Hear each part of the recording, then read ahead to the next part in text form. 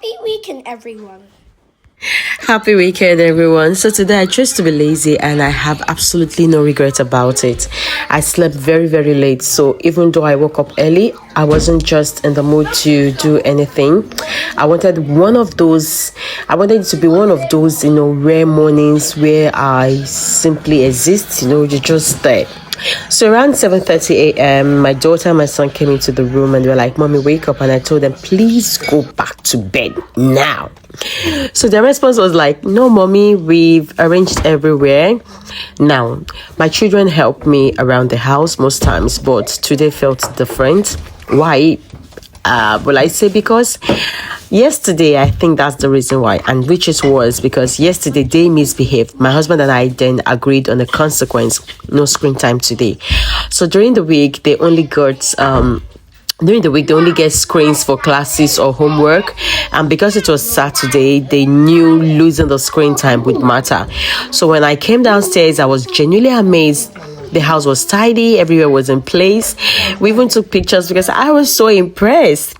Then came the question. They were like, "Mommy, can we watch TV today?" My answer was simply no.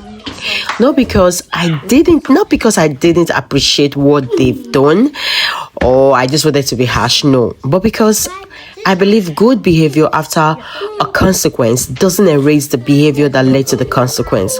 I don't want to raise children who believe they can make wrong choices or wrong choice today and, simply bite their way out of it tomorrow with a good deed. No. Life doesn't always work that way.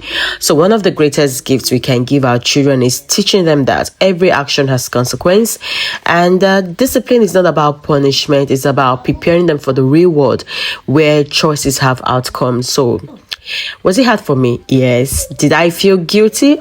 Yes. And does that make me a bad mom? I don't think so. So I believe it makes me a parent who is trying to be consistent with my decision.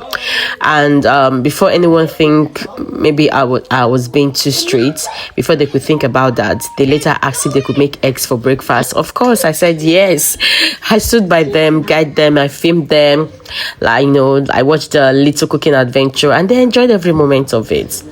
I believe discipline and love can exist in the same home.